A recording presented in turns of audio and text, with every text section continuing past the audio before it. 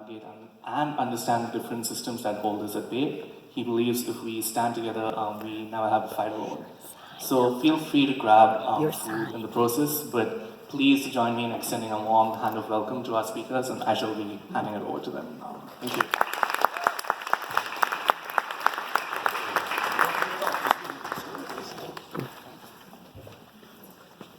Welcome everybody. I know you're all getting food and everything. I appreciate you being here today. It means a lot. So I'm going to start with a poem that I wrote while I was in prison. I just got out November 6th of last year. So I've been out a little bit more than almost 3 months. This is called High Treason. When I close my eyes, what do you see? I am not afraid of the world is afraid of me. If you got charged with treason, how would your closest friend plead? Let the planet burn, but let's keep every tree. When the electric chair hums and cracks, the executioner is the one that fries. We always cry harder for the young that die. Don't stare into their sun. Get lost in the blue sky. If you've already given up, who's going to care enough to try? You tie my universe in a knot, same way I tie these shoes. If you think us criminals inhuman, for the record, please state your clues. Declare war for your humanity, because if you hide behind a screen, we're all going to lose. Drop the labels, purge the news. Stick to the binary code. We're all zeros and ones, not twos. Forgive your own sins, because if red is the devil, does that make God black or blue? We've got to start figuring out our own problems. Don't you know the police have citizens to shoot?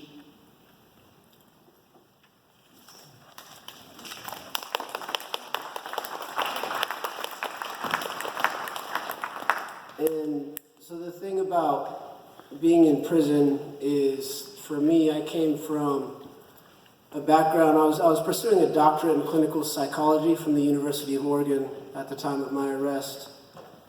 And I had a similar assumption as the common American these days about criminals, is that they deserve what they get. They broke the law, so why should I care if the conditions in prison are terrible, if they don't get adequate health care, if they have no access to quality food. And then I started seeing different things. Like I had a friend that played football at the U of O who had dark skin, and we were walking home one day, and the police separated us and told him he couldn't be out at that time of night. And things like that were kind of in the back of my mind, but I never really understood what they all mean and where they come from. And then when I was arrested and I was found guilty at trial, just my whole worldview kind of, started shifting quite a bit. I started to see humanity in a very different way, how we try so hard to divide and conquer, especially in this country, especially with this administration, which wasn't in power when I got arrested. And it kind of, when you're in prison, you are no less than or greater than the person you're doing time with. You are the same. You're all being tortured mentally, sometimes physically. And in that type of environment, it breaks away a lot of the nonsense that you hear if you can look past it. And that's what happened with me, is we shouldn't be doing that to human beings, And another thing about policing in general, thank you very much, is that when you label someone an offender, which is what they call criminals sometimes, we have to sign papers that says offender signature, and we sign above that line. But there's also a thing when you label someone a victim too in our culture, You have access to certain things that say that you have been harmed, that you're damaged, that you're broken. And that is taking your power away too. You know, a lot of people, the vast majority of people I did time with were there because they were high or they were drunk. They weren't in their right mind.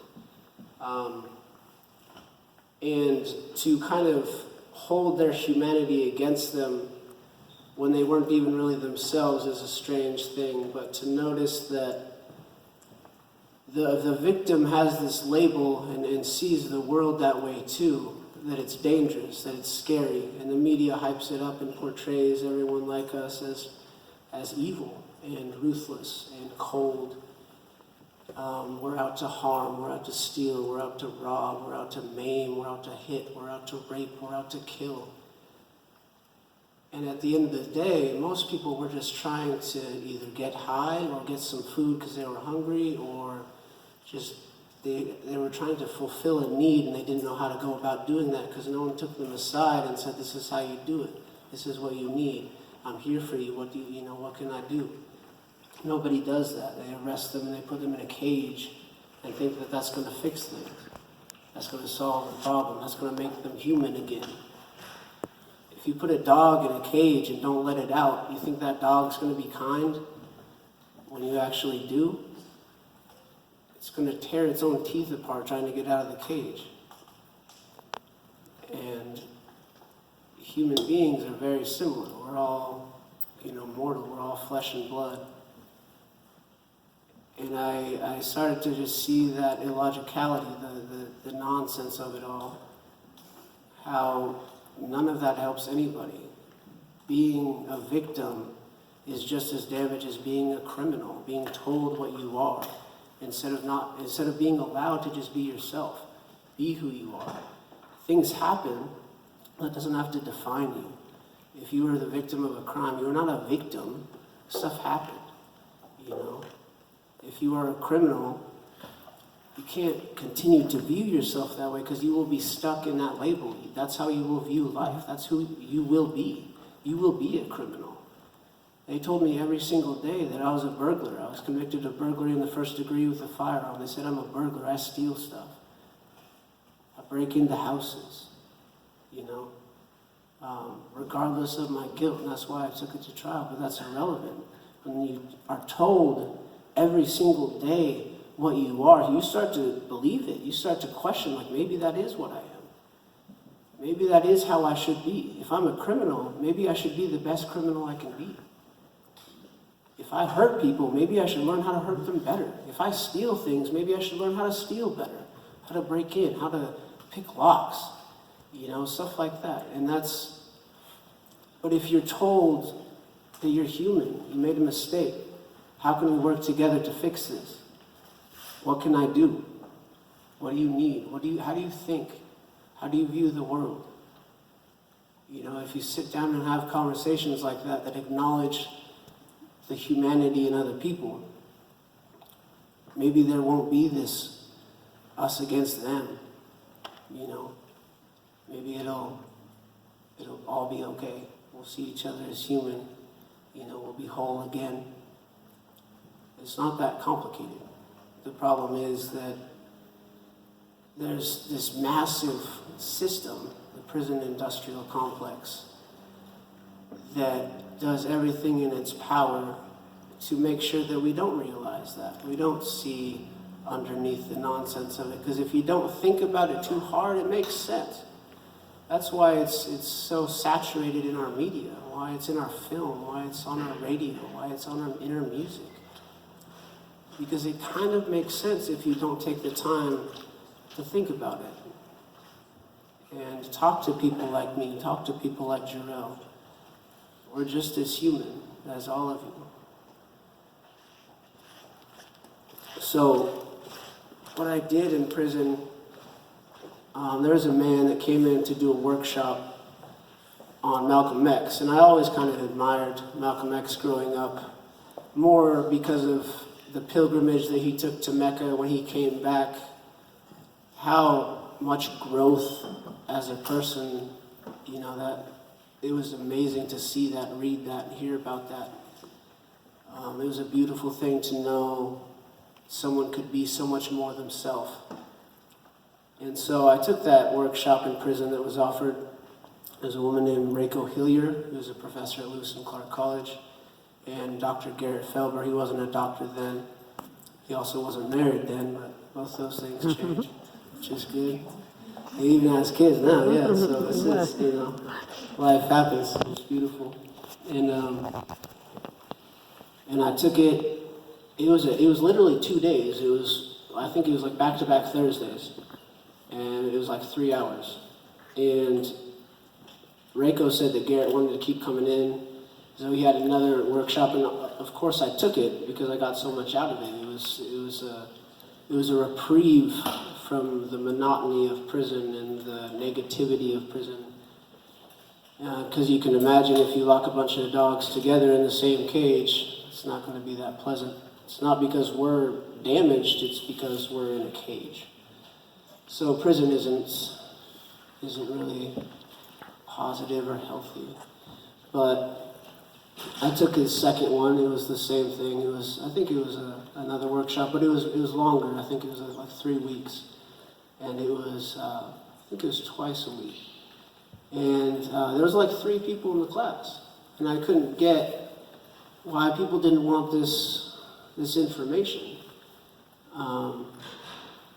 And it was granted, and this is kind of a weird thing to acknowledge, but Garrett's white, and I'm white, and he's teaching Black history, he's teaching Malcolm X, he's teaching the Nation of Islam in prison.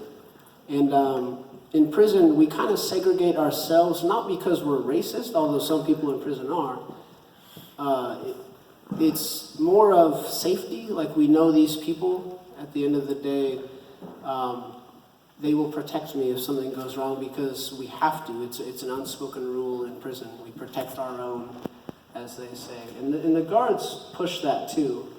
So it's not necessarily that we always regulate it. The guards make sure that we kind of stay in our own groups and we stay separate for obvious reasons. And he got frustrated. He had another class after that, and there was like 2 people in it. It was me and a man named Jarell. Mm-hmm. And that's a whole other story. But so, and then just nobody showed up really. Like, he stopped coming in. So Garrett, me and him had a conversation on a bench outside the OIC's office, which is the officer in charge, which is basically the head prison guard. And for some reason, he was probably busy. He just let us sit out there for like an hour, and we just talked about how we could change that, what we can do, how we can give this education and provide this to more people in prison. And I eventually said, well, how about we make it kind of like a college class? Like, you bring in a bunch of people from the outside, I'll get a bunch of people on the inside. We'll make it more of a class. Like, we'll be teaching something, we'll have a curriculum, but we'll all be contributing, we'll all have something to say, we'll share our stories, we'll be personal, it'll be a community. Can you get people from the outside? He said, of course. And he asked if they would allow that, and I said, well, they allow inside-out college classes, which the format is 15 inside people, 15 outside people come into the same classroom in a prison, and you take the same class. Lewis and Clark offers it, PSU offers it, I believe Reed, no? Yeah, so, but, that's not to say it won't be able to be offered in the future, and it's a beautiful type of design. Mm-hmm. And so I said, like, they allow that, so there's no reason that they wouldn't allow this, and lo and behold, he got the approval to do so.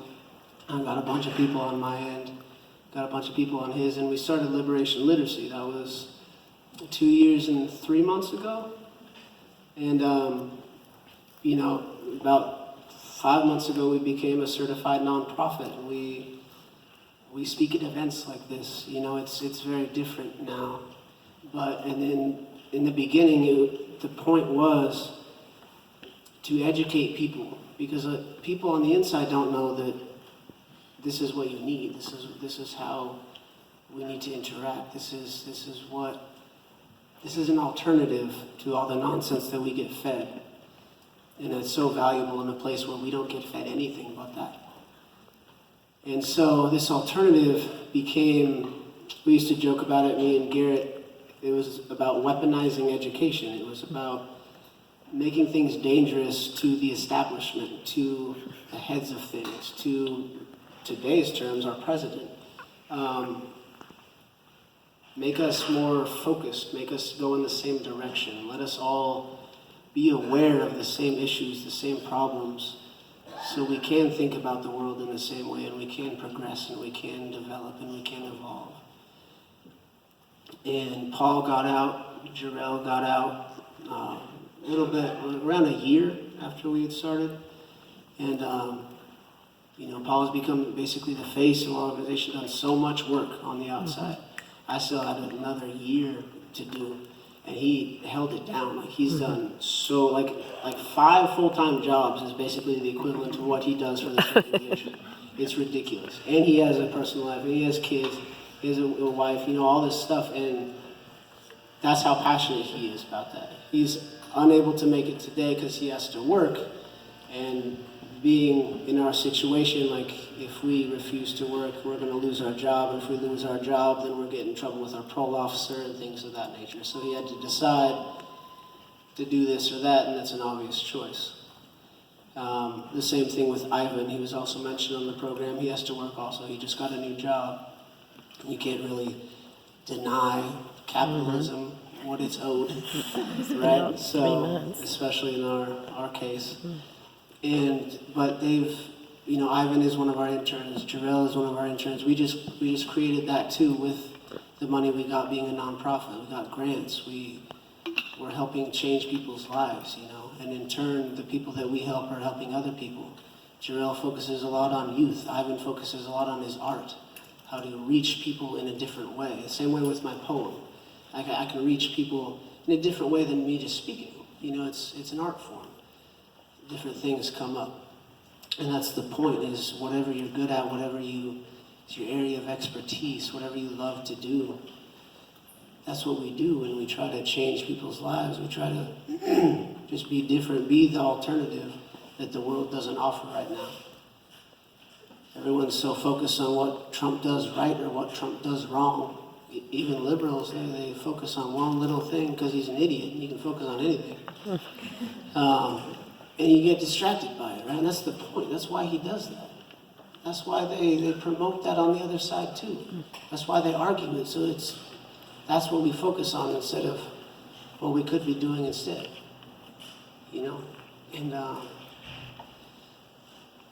And so I hope that with all of this,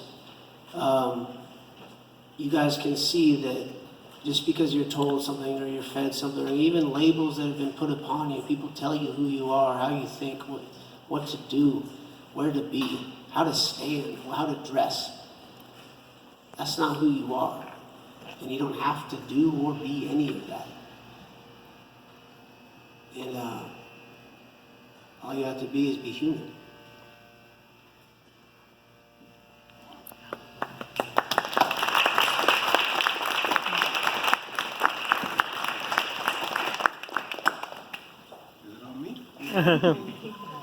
How you guys doing? I'm Jarell Lambert. One of the interns for Liberation Literacy right now. So to touch up on kind of like what Joshua said, they give you a label. They label you felon, and they tell you that you're not equal, right? So somebody told me that there was a certain event that I needed to show up to, and that I needed to wear a suit and tie.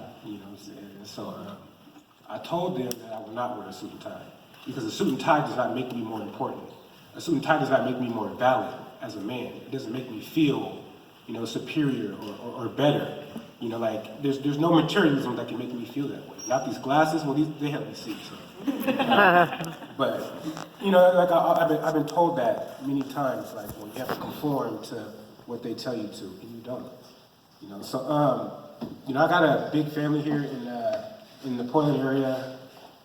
Roots run real deep. Been here all my life, born and raised. I'm a believer. I'm a believer. I'm a thinker. I'm a feeler, just like you. I went and did 6 years in prison for things that I used to tell myself that wounds that were self-inflicted. You know, thinking that, you know, I was doing the right thing by trying to please just myself. You know, selfish acts and whatnot lead to certain things, and, you know, you end up in these situations where they call you felon, you know, or inmate, or, you know, they give you a number or whatnot. But I don't like to associate myself that way. Like when I go out and I feed the community, I say the community, not the homeless.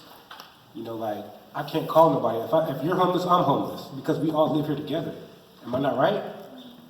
So we go out there, we love on people. You know, we let them know that we're here for them. You know, against all odds. And those are just some of the things that I believe in. Like I can't drive or walk down the street and just ignore someone sleeping on the sidewalk. It drives me crazy. You know, I sleep less, you know, when I see those type of things. And coming home from prison, I did not know, I wasn't prepared for that. You know, we talked about gentrification and all these things, and I did not understand what these things meant until I came home and I saw them in my community. You know, so things just can't be ignored. Difficult conversations, we gotta have them. You know, I love to have those difficult conversations, and that's why we're here today. You know, has anybody in here been in trouble with the law before? Can I get a small raise of hands? Raise it too high, trying to know your business. Okay. Very, very, very, very small group of people in here. And I just noticed that I'm the only black man in the room, which happens very often in these type of situations. You know, we'll get there. And I wish my executive director, Paul Grice, was here, because he came in here and he would hug every single face in here. He told you how much he loved you, and you would remember his name. You know, like, that's just who he is. But so not very many people have been in trouble in this room before. Who has done something that could have got them in trouble with the law? Okay, so not every hand raised, every hand should be raised. And that's fine. You know, that's fine. You know, these like we do things and we get caught up in these things, but in our communities, like we have, it's almost like we grow up to a point that like we have no space to breathe, because these things get embedded in us. They get, like, we look up to people and we follow their leads. You know, if we don't have good leaders, we're gonna keep following into the same track. You know, at some point in time, we have to hold some type of responsibility to the things that we do to stay out of these situations. And that's something that I truly believe in. That's something that I try to preach. That's something that I try to practice with myself. And you know, I've done things. I can't say that I haven't done anything since I've been home that wouldn't have, you know, landed me right back. But that's my business, and I'm gonna leave it right there. But you know, it's just good to be in these type of spaces to try to, you know, just express, you know, the roots of why we even come together in the first place. You know, because there's a situation, there's a problem, there's something brought your interest to bring you here today. You know, you hear prisoner, you hear incarceration, a lot of people fucking show up. It's crazy. You know, I mean, I don't know what it is. It's almost like, you know, we're a star in a play or a movie or something like that. It feels that way sometimes. Like, you know, people want to come up to the window and look in a little box and look at you. You know what I'm saying? Like, but all you see is what you see on the outside. Like, I've came out and I've done things that I never did or understood what a man was before I went in. You know, I hit the pavement hard. And it's hard sometimes, you know, it's hard, regardless of how much success or how many blessings that you see that you have, but it's hard to deal with it. You know, like there's mental issues that come from being incarcerated in a number of things, you know, and it's like, they try to keep you stagnant in a state of mind. And that's why we got these people who are pushing education. If I came home from doing, it doesn't matter what I did. I could have killed 20 people, it doesn't matter. If I came home, would you rather me be educated or uneducated? If I'm gonna be living next door to you. You know, educated, exactly. You know, you'd rather me be educated, having some type of sense about myself, about my community. And, you know, not, I just been sitting in this box for so long and I want to get out and I want to hurt somebody because I'm crazy, because they told me I'm crazy. You know what I'm saying? Like, you know, it's just a number of things. Like, we can have these conversations, like, in depth for so long, but I just think that, like, you know, just trying to stay woke and be aware that, you know, like, you have some type of control over the way our community goes. Like, everybody plays a hand in it, whether you want to or not. Somebody may say you have white privilege. You have white privilege whether you want it or not. You know, so figure out what that means and how you can play a part in not using your privilege as a disadvantage and as an advantage for everyone. You know, and in contrast with that, like we have liberation literacy for black men. I mean, it's a predominantly white organization, just predominantly because to me it's crazy to see so many people not of color fighting for us. You know, it goes to show that there is a big problem. You know, because I mean, maybe it's, I don't know if we're in your community or what it is or whatever. You know what I'm saying? But like it's just becoming a big deal. And I appreciate guys like Joshua and Garrett Felber, the white guy that came in at CRCI to say he's going to teach us Malcolm X. Like, what the F? Like, you know what do you mean you're going to teach me Malcolm X? But Garrett is a very, very well-educated and informative man on the subject, and he is extremely down to earth, and he came in there faithfully, and he believed in us. You know, I've been to New York and Boston since I've been home, and all type of things, like other things are coming up and everything, like we're making things work. We got Michelle Jones and Lita Emery, and all these people that are coming in and engaging with us. And here, you people showing up here, like this is engagement, like this is love, this is support. You know what I'm saying? So don't think that like your smallest act could not make a big difference. So thank you for that too, you know. And before I go, I just want to say, like, when there's something wrong at the root of what you love, just don't ignore it. Thank you.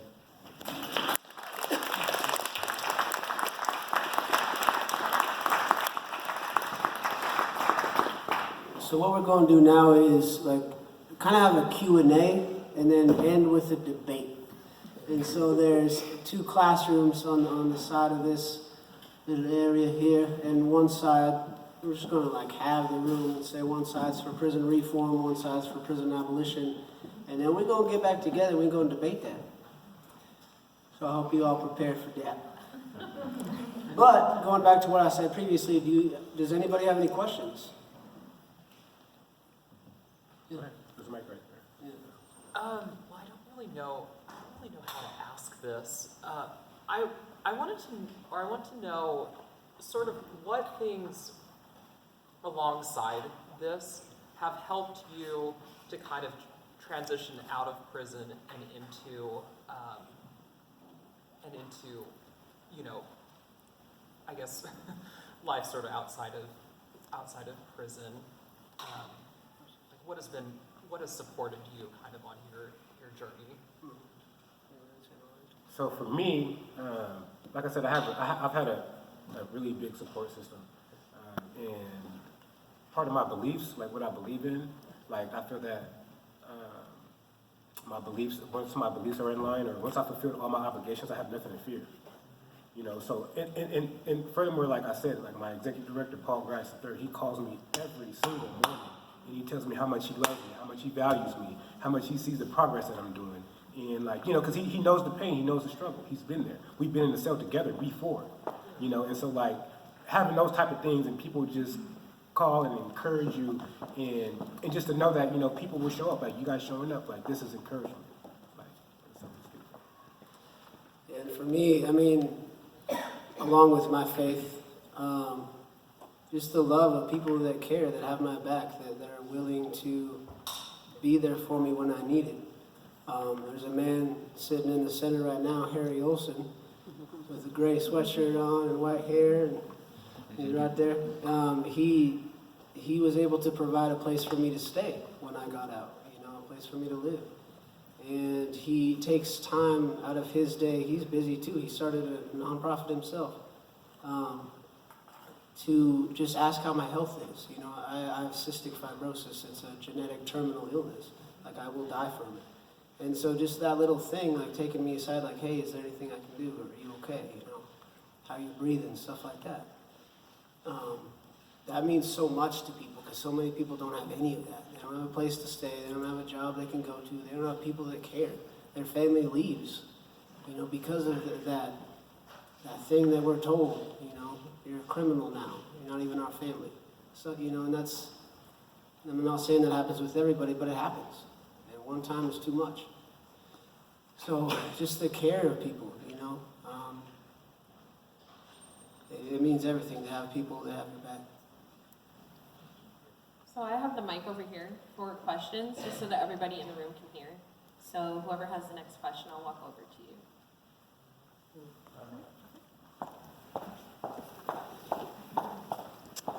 Can you tell us a little bit about the goals of your organization and maybe some of the projects that you're engaged in right now? Yeah, so I mean, the roles, I guess, Jarell is like the head of youth, right? Ivan is the czar of art. Paul is the iconoclast. He's the head, he's the face. I'm the co-founder, I'm in the background, I don't know, doing what I can do. Garrett's in Mississippi now. He took a job at Harvard, he had to leave, and so he's in the background more so than I am. You know, but so we don't really have like a hierarchical organization for many reasons. Like there's not like you have to do this, this is your role. It's like, what are you good at? What do you want to do? What do you love?